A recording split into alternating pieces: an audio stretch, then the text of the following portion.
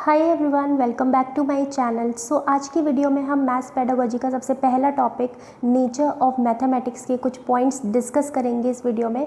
और जो पिछली वीडियो थी उसमें मैंने कुछ आपको इंट्रोडक्शन वगैरह दिया था, उसमें ऐसा कुछ ज़्यादा था नहीं। ठीक है, इस वीडियो में हम स्टार्ट करेंगे जो मेन फर्स्ट पॉइंट है हमारा सीटेड पॉइंट ऑफ व्यू से। तो मैथ्स पेडागोजी का जो एक्चुअल टॉपिक है वो आज से स्टार्ट हो जाएगी। ठीक है, तो ये पहली वीडियो होगी और इस टॉपिक से रिलेटेड जितने भी क्वेश्चंस अभी सीटेड में पूछे गए हैं, ठीक है, प्रीवियस ईयर जो क्वेश्चन होंगे उसके लिए मैं एक सेपरेट वीडियो बनाऊंगी। तो कॉन्सेप्ट आपको यहाँ से क्लियर हो जाएगा।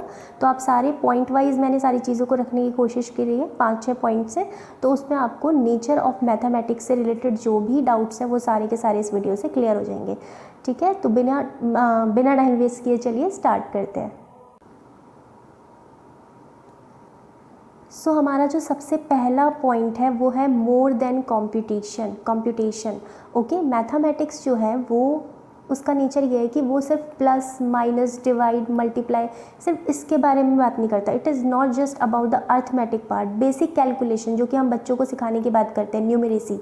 ठीक है, कैलकुलेटिव पार्ट, तो it is not all about that. ठीक है, it is just a small part of mathematics. इसके अलावा हम मैथमेटिक्स में ज्योमेट्री, स्पेस की बात करते हैं, वेरिएबिलिटी, अलजेब्रा की बात करते हैं, चांस, प्रोबेबिलिटी की बात करते हैं।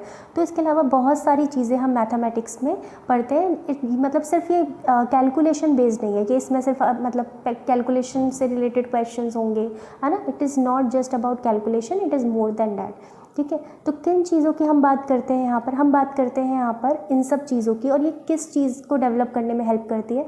ये इंडिविजुअल की reasoning power, logical thinking, pattern based thinking को डेवलप करती है, एब्स्ट्रैक्शन से डील करने की एबिलिटी देती है। अब व्हाट इज़ एब्स्ट्रैक्शन? ये जो टर्म्स आ रहे हैं ना, ये धीरे धीरे हम डिस्कस करते जाएंगे आगे। अल्टीमेटली आपने ये चीज़ सुनी होगी, मैथमेटाइजेशन ऑफ चाइल्ड्स थिंकिंग। जो चाइल्ड है वो किस तरह से, मतलब उसकी जो थिंकिंग है उसका मैथमेटाइजेशन हो जाए। तो ये सबसे हमारा एंड गोल होता है एजुकेशन का। मैथमेटिक्स सब्जेक्ट्स को पढ़ाने का जो एंड गोल है वो ये है कि बच्चे की जो चाइल्ड की थिंकिंग है वो क्या हो जाए, मैथमेटाइज हो जाए। ओके, फिर नेक्स्ट है आपका सिंबॉलिक नेचर। सिंबॉलिक नेचर क्या होता है? Symbols play a very important role in mathematics. जो स्टेटमेंट्स हम यूज़ करते हैं ना मैथ्स में, उनको हम सिंबल की फॉर्म में रिप्रेजेंट करते हैं। ठीक है, जिससे हमारे जो स्टेटमेंट है वो थोड़े इजी हो जाते हैं, मतलब easy to read, brief, clear. ठीक है, तो वो चीज़ समझने में क्या होती है, आसान होती है। और या फिर हम जो अलग अलग स्टेप्स, अगर मान लो कोई प्रॉब्लम है उसके अलग अलग स्टेप्स हैं, उनको अगर हमें लिखना हो तो हम स्टेटमेंट की फॉर्म में अगर लिखें और सिंबल्स हमारे पास ना हो तो वो कितना ज़्यादा कॉम्प्लिकेट हो जाएगा। तो एल्गोरिथम क्या होता है? The series of steps that is use to follow, है ना, इन सॉल्विंग द प्रॉब्लम। ठीक है, तो वो जो प्रोसीजर, जो सीरीज ऑफ स्टेप जो ऑर्डर में होते हैं हम फॉलो करते हैं किसी भी प्रॉब्लम को सॉल्व करने के लिए, वो सिंबल्स की हेल्प से क्या हो जाता है, it become easy. For example, यहाँ पे एक एग्जाम्पल से समझने की कोशिश करेंगे। अगर मैं आपको बोलूँ कि what is this, can you explain this, है, तो आप पढ़ के देखिए, the sum of two number multiplied by itself is equal to sum of square of first number and second number and then added to the twice the product of this number. अगर मैं आपसे बोलूँ कि जितनी भी algebraic identities हैं, 9th class में है सारी 8 एल्जेब्रिक आइडेंटिटीज़ है और धीरे धीरे आप छोटी क्लासों में भी पढ़ते हुए आते हैं। अगर ये सारी एल्जेब्रिक आइडेंटिटीज़ इस फॉर्म में दे दी जाए तो क्या बच्चा इस चीज़ को अच्छे से समझ पाएगा? उसके लिए ईजी होगा उस चीज़ को समझना, उस चीज़ को लर्न करना? नहीं। तो मैथमेटिक्स का जो नेचर होता है वो सिंबॉलिक होता है। ये जो स्टेटमेंट थी वो ये था, a प्लस बी का whole square is equal to A square plus B square plus 2ab। तो यहाँ पर हमने ये सिंबॉलिक नोटेशन के थ्रू इस मैथमेटिकल स्टेटमेंट को इजी फॉर्म में, ब्रीफ फॉर्म में लिखने की कोशिश करी।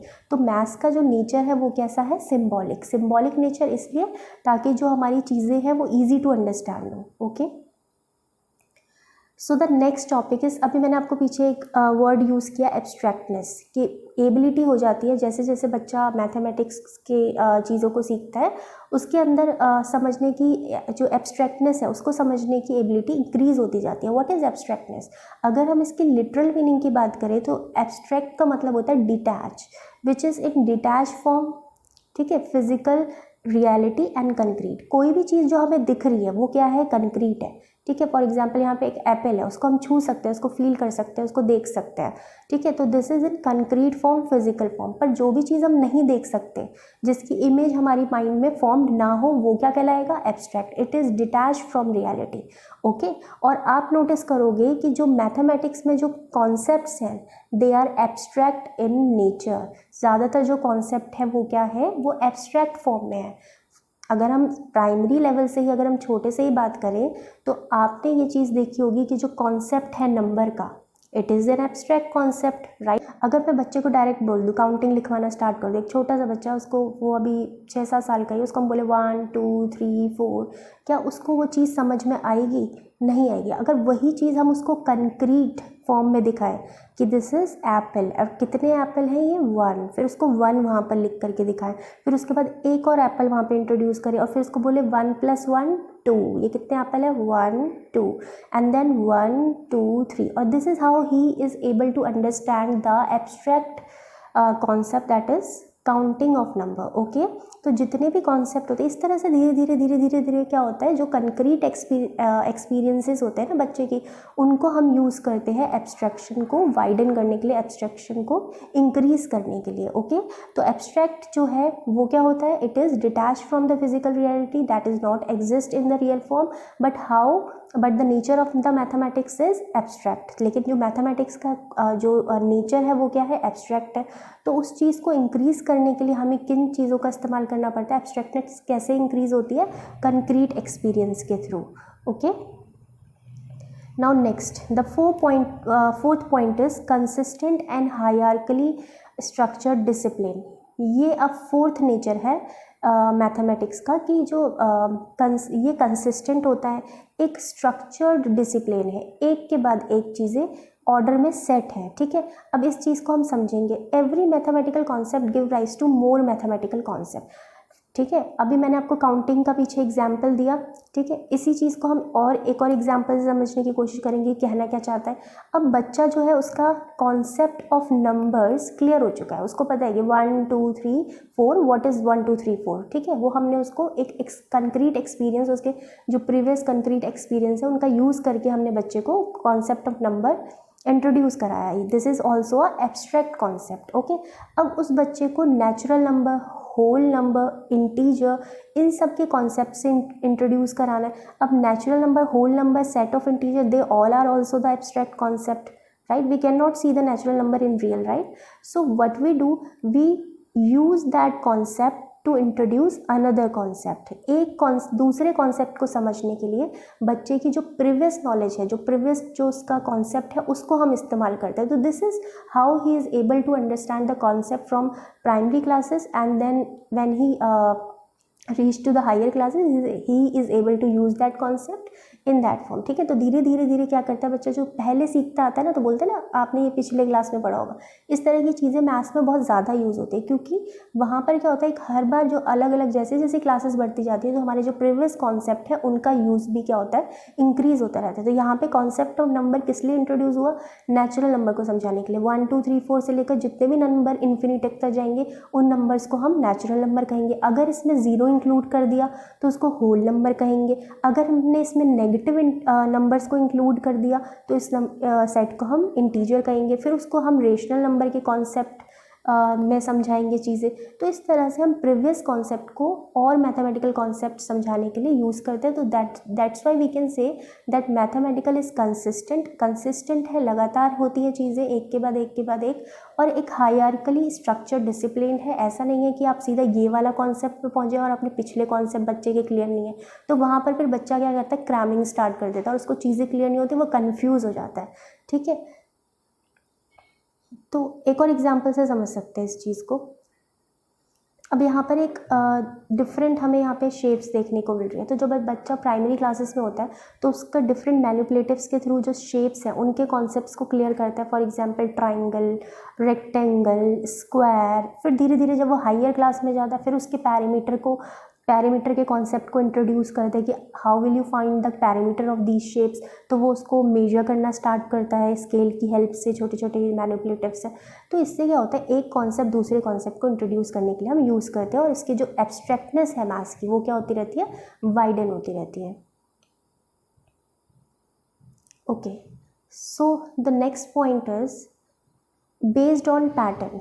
अभी हमने फर्स्ट में जब पढ़ा था कि मैथमेटिक्स सिर्फ कैलकुलेशन पार्ट नहीं है, it is not just about arithmetic, इसमें बहुत सारी चीज़ें बच्चा सीखता है और जो अल्टीमेट गोल है वो ये है कि बच्चे की जो थिंकिंग है वो मैथमेटाइजेशन हो जाए। इस वर्ड को भी हम आगे डिस्कस करेंगे अपकमिंग वीडियोज़ में, पर अगर इसको जनरल भाषा में मैं आपको समझाने की कोशिश करूँ तो मतलब बच्चा जो है वो सोचे लॉजिक के साथ, रीजनिंग के साथ, ओके, और उसकी जो थिंकिंग वो हर चीज़ में पैटर्न को ऑब्जर्व करे। तो मैथमेटिक्स लर्निंग है वो पैटर्न बेस्ड होती है। पैटर्न बेस्ड थिंकिंग बहुत फंडामेंटल है फॉर लर्निंग मैथमेटिक्स, ओके। अब इसको एक एग्जांपल से समझते हैं। फॉर एग्जांपल, अब टीचर को इंट्रोड्यूस करना है डिविजिबिलिटी रूल ऑफ 3। हम सबको पता है कि डिविजिबिलिटी रूल ऑफ 3 क्या होता है। जब हम सम ऑफ किसी भी नंबर है उसको सम कर देते हैं और वो सम अगर 3 का मल्टीपल है तो फिर वो डिविजिबल है। पर अगर हम डायरेक्ट इस तरह से इंट्रोड्यूस करेंगे तो ये दिस इज कॉल्ड क्रैमिंग, ठीक है। अगर हमें इस चीज़ को प्रूव करना है, जनरलाइज करना है, तो वो कैसे करेंगे? हम एक पार्टिकुलर एग्जाम्पल ले सकते हैं, जैसे 4 0 2 3, ठीक है। एक और एग्जाम्पल ले सकते हैं 1 0 2, ओके। तो अब बच्चों को बोलेंगे कि इसको एक्सपेंडेड फॉर्म में लिखो। इसको एक्सपेंडेड फॉर्म में लिखेगा बच्चा 4 × 1000 प्लस 0 को लिखने की ज़रूरत है, सीधा हम 2 से स्टार्ट कर सकते हैं, 2 × 10 प्लस 3 × 1, ओके। उसके बाद नेक्स्ट हम 0 लिखना चाहते हैं तो 0 भी लिख सकते हैं, 0 × 100, it's not a problem, okay. उसके बाद हम इसको और मल्टीपल ऑफ 3 के उसमें कर सकते हैं, 999 प्लस 1 प्लस 2, 10 को क्या लिख सकते हैं हम, 9 प्लस 1 प्लस 3, 3 1 ज़ा 3 प्लस 0, ओके। देन हम इसको ऐसे लिख सकते हैं 4 × 999 plus 4, right, 2 × 9 plus 2 plus 3 plus 0। अगर मैं इस पूरी चीज़ को अलग से लिखूँ, 4 × 999 plus 2 × 9 plus 4 plus 2 plus 3 plus 0। अब ये तो है, यहाँ से तो कॉमन आ जाएगा, ये तो 3 के मल्टीपल है। अब इन तीनों को प्लस, चारों को प्लस करके देखेंगे तो क्या आएगा, 4 + 3, ओके, 4 + 3 7 + 2 9। तो आप देखोगे सब में से, तीनों में से क्या कॉमन आ रहा है, 9। तो of course this is 9 is a multiple of 3।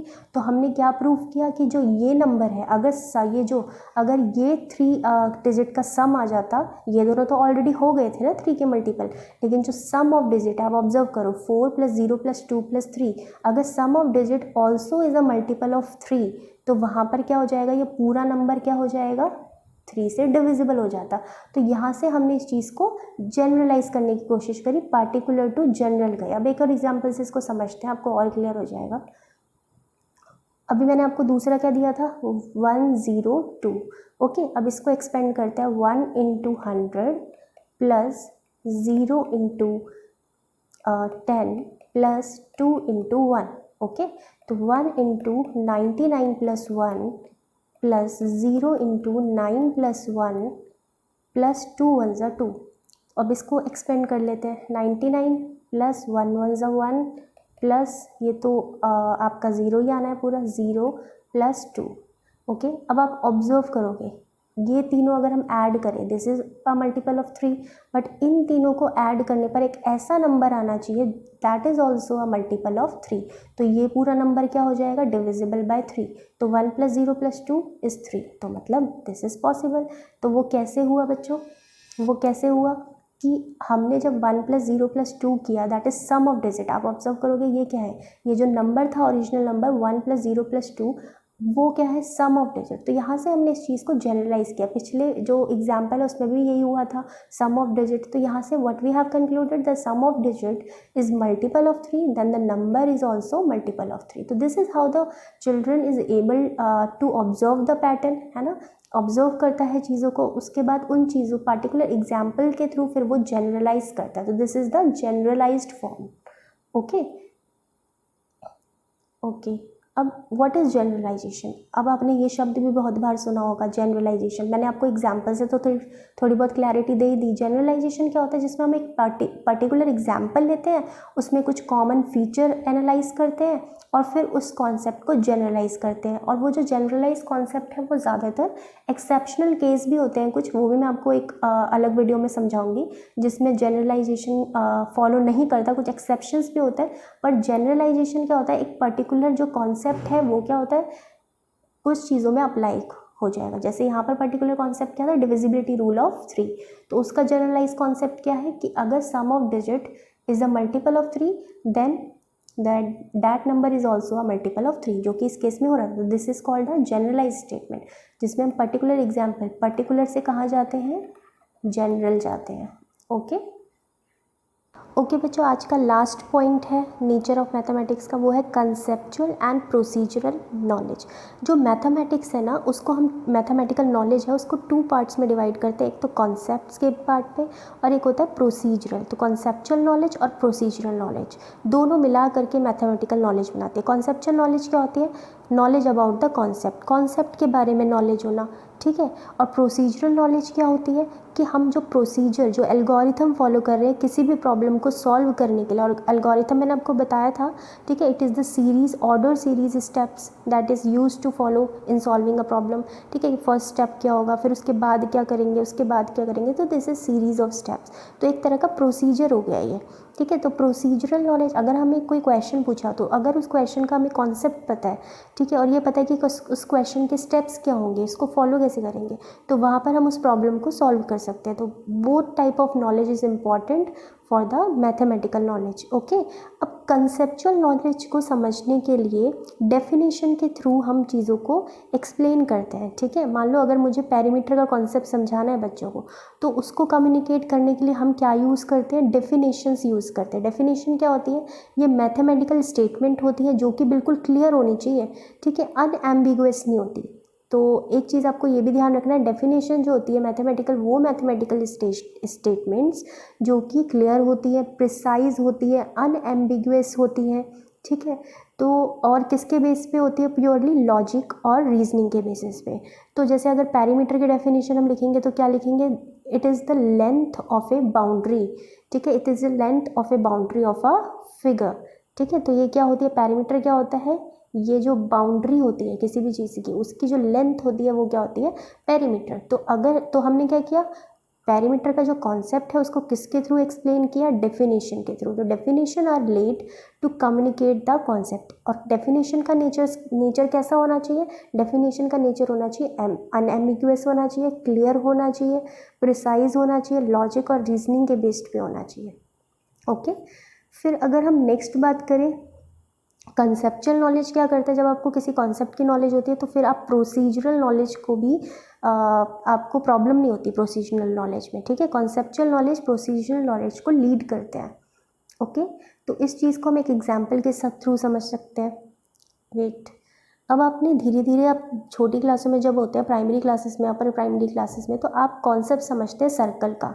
Circle कैसे ड्रॉ करते हैं? एक सेंटर होता है, उसके अराउंड हम एक सर्कल ड्रॉ करते हैं। ओके, सेंटर से जो लाइन सर्कल पे जाती है दैट इज कॉल्ड रेडियस। फिर आप डायमीटर का कॉन्सेप्ट समझते हैं, फिर आप पाई का कॉन्सेप्ट समझते हैं, एरिया समझते हैं, पाई आर स्क्वायर। फिर आप 10th क्लास में जब जाते हैं तो आपने एक चीज़ सुनी होगी, सेक्टर का एरिया, ठीक है। सर्कल का एक पार्ट होता है sector, for example this is the sector, ये वाला।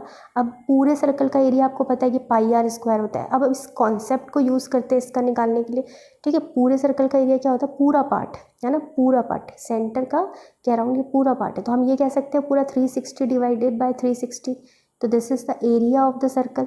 लेकिन अगर मान लो हमें सिर्फ इतने पार्ट का निकालना हो एरिया, वेट, फॉर एग्जाम्पल अगर हमें सिर्फ इतने पार्ट का एरिया निकालना हो तो हम क्या करेंगे? अगर मान लो ये 90 डिग्री है तो हम क्या करेंगे? 90/360, ठीक है। ये फ्रैक्शन हो गया कि हमें सिर्फ इतने पार्ट का निकालना है और टोटल कितना होता है? 360। और क्या निकालना है? एरिया निकालना है, तो इंटू पाई आर स्क्वायर।